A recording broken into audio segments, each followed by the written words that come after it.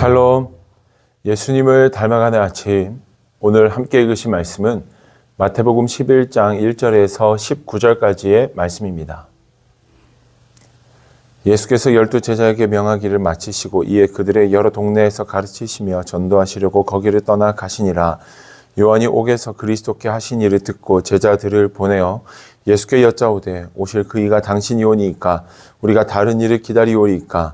예수께서 대답하여 이르시되 너희가 가서 듣고 보는 것을 요한에게 알리되 맹인이 보며 못 걷는 사람이 걸으며 나병 환자가 깨끗함을 받으며 못 듣는 자가 들으며 죽은 자가 살아나며 가난한 자에게 복음이 전파된다 하라. 누구든지 나로 말미암아 실족하지 아니하는 자는 복이 있도다 하시니라. 그들이 떠나매 예수께서 무리에게 요한에 대하여 말씀하시되 너희가 무엇을 보려고 광야에 나갔더냐? 바람에 흔들리는 갈대냐? 그러면 너희가 무엇을 보려고 나갔더냐? 부드러운 옷 입은 사람이냐? 부드러운 옷을 입은 사람들은 왕궁에 있느니라. 그러면 너희가 어찌하여 나갔더냐? 선지자를 보기 위함이었더냐? 옳다. 내가 너희에게 이르노니 선지자보다 더 나은 자니라. 기록된 바 보라. 내가 내 사자를 내 앞에 보내노니 그가 내 길을 내 앞에 준비하리라. 하신 것이 이 사람에 대한 말씀이니라. 내가 진실로 너희에게 말하노니 여자가 낳은 자 중에 세례 요한보다 큰 이가 일어남이 없도다. 그러나 천국에서는 극히 작은 자라도 그보다 크니라. 세례 요한의 때부터 지금까지 천국은 침노를 당하나니 침노하는 자는 빼앗느니라. 모든 선지자와 율법이 예언한 것은 요한까지니 만일 너희가 즐겨 받을진대 오리라 한 엘리야가 곧 이 사람이니라. 귀 있는 자는 들을지어다. 이 세대를 무엇으로 비유할까? 비유하건대 아이들이 장터에 앉아 제 동물을 불러 이르되 우리가 너희를 향하여 피리를 불어도 너희가 춤추지 않고 우리가 슬피 울어도 너희가 가슴을 치지 아니하였다 함과 같도다. 요한이 와서 먹지도 않고 마시지도 아니하며 그들이 말하기를 귀신이 들렸다 하더니 인자는 와서 먹고 마시며 말하기를 보라 먹기를 탐하고 포도주를 즐기는 사람이요 세리와 죄인의 친구로다 하니 지혜는 그 행한 일로 인하여 옳다함을 얻느니라. 아멘. 오늘 우리가 함께 읽은 1절 말씀에서는 우리 예수님이 얼마나 멋지신 분이신지를 다시 한 번 더 우리에게 생각하게 하는 말씀이 기록되어 있습니다. 1절 말씀에서 보니 예수님께서 12제자에게 명하기를 마치시고 여러 동네를 찾아가서 가르치시고 전도하러 가셨다라고 기록하고 있습니다. 여러분, 예수님께서 병을 고칠 때도 기록이 되어 있지만 가만히 있어도 사람들이 찾아왔습니다.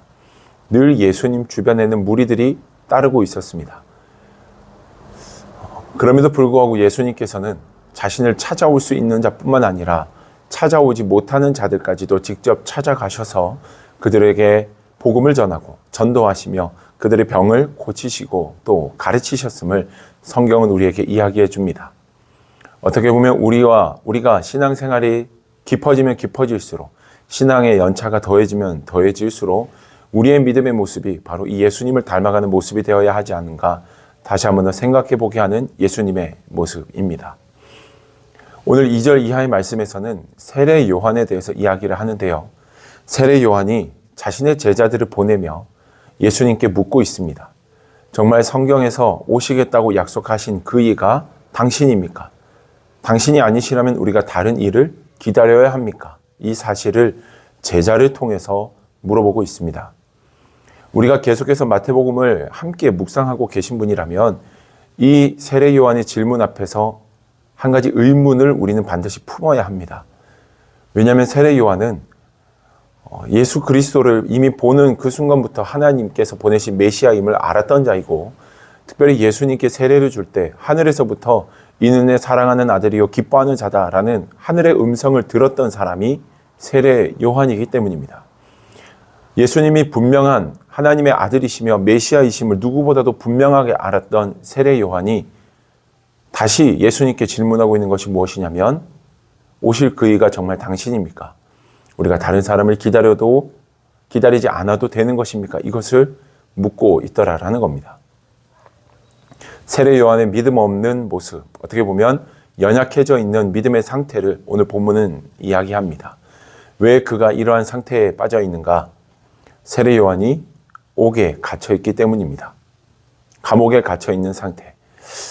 세례 요한은 틀리고 잘못된 일로 인해서 감옥에 갇힌 게 아니라 당시의 왕이었던 헤롯 안디바가 자신의 동생의 아내를 데려다가 자신의 부인 삼는 잘못된 행위를 지적하며 그것을 말했다는 이유로 왕에게 잡혀 감옥에 갇히게 된 것이 세례 요한의 상태였습니다. 그러니까 옥에서 언제 죽을지도 모르는 그런 불안한 상태 속에 있다 보니 세례 요한이 이와 같은 질문을 하고 있는 겁니다. 주님의 길을 예비했던 세례 요한이고 예수님께 세례도 주었으며 그 세례의 끝에 하나님께서 무엇이라고 말씀하시는지도 분명하게 들었던 세례 요한이지만 지금 그가 너무나도 약해져 있는 모습을 취하게 되는 이유는 다름 아닌 그가 옥에 갇혀 있기 때문이다라는 겁니다. 사랑하는 여러분, 이것이 우리 인간의 한계입니다. 우리는 아무리 믿음이 좋아도 불안과 염려의 상황이 우리에게 주어질 때 하나님이 이런 나를 도와주지 않으시고 도대체 하나님이 살아계신 게 맞아?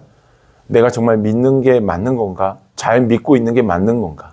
수없이 많은 고민과 질문을 던지며 주님이 살아계심을 분명히 알고 우리가 주님을 만나고 주의 말씀대로 살아간다라고 고백하고 있지만서도 동시에 주님을 온전히 따르지 못하는 연약한 자가 우리임을 성경은 이야기합니다.